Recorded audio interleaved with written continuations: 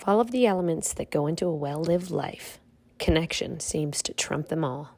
Because what matters in life is what happens in between people. Other people matter. I want to tell you about an interesting study called the Grant Study out of Harvard Medical School. This 75-year longitudinal study, and still going, identified the predictors of healthy aging and found it to be unequivocally about friendship. Those with high-quality connections live happier and longer lives. People can play many roles in our lives. They can be co-drivers, champions. Those are your cheerleaders, accountants. Yes, we need them too. Mentors, community, your bigger support system, and yes, even challengers. We need them all, which is the key point here. And we need them all at different times. And this connection is like a miracle drug.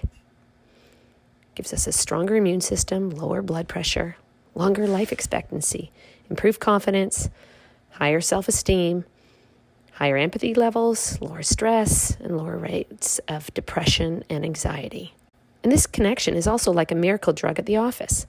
Increased creativity, collaboration, and culture, along with increased health and productivity. It is truly amazing, the power of connection. Just think about the power of connection in your own life. Yet sadly, we are at a crisis point, and this is before COVID. 60% of North American workers are lonely. And this results in lower work productivity, increased sick days, and an overall lower quality of work. And now we've added self-isolation during COVID. In other words, loneliness is everywhere, especially now. This is Dr. Vivek Murthy. He was a U.S. Surgeon General from 2014 to 2017, and again, currently under Biden. When you become Surgeon General, you are expected to be talking a lot about the opioid addiction, obesity, the importance of immunizations.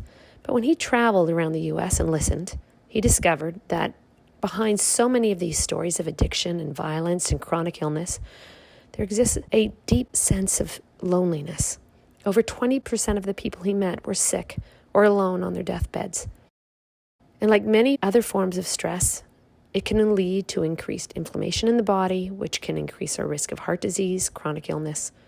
People with loneliness stand to have an increased rate of dementia, depression, anxiety, heart disease, and premature death. In fact, research shows us that loneliness is the equivalent of smoking 15 cigarettes a day. And there are 3 types of loneliness. First, intimate loneliness, the longing for a close confidant or intimate partner, someone who you can share a deep emotional bond with and trust. It could be family, spouse, partner, or close best friend. Second is social loneliness. This is a longing for quality friendships and social companionship and support. And finally, there's a collective loneliness, or the hunger for a network or community you share with a sense of purpose and interests.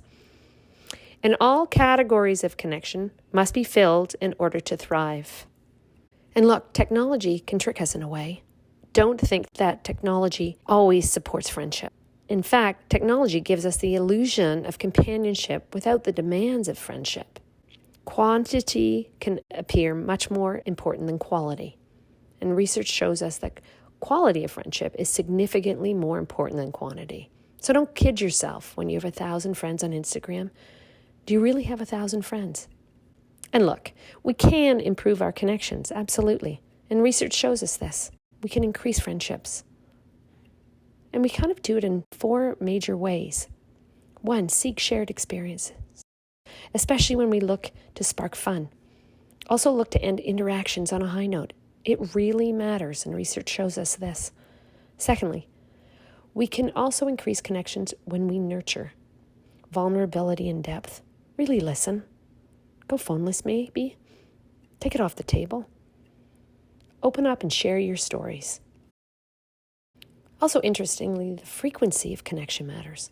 So build friendships into your to-dos. Consider creating a micro ritual with a friend. A weekly latte or walk.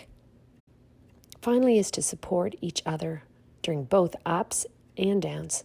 Have faith in your friends and look to be dependable and respectful. And actively share knowledge and information to help others succeed.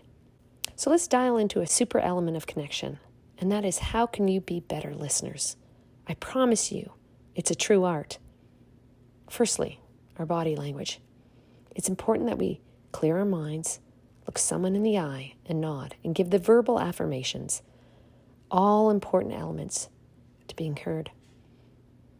Our verbal language, it's super useful that we sum up someone's ideas in our own words and then express their emotions back to them. When it's most important to listen is when we aren't sure how someone feels, when we want to build trust, or when problem solving is important.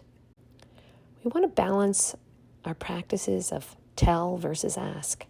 The more you move along the spectrum towards ask, the more you promote self-discovery and self-confidence in others. So I ask you, where and how will you invest in your connections?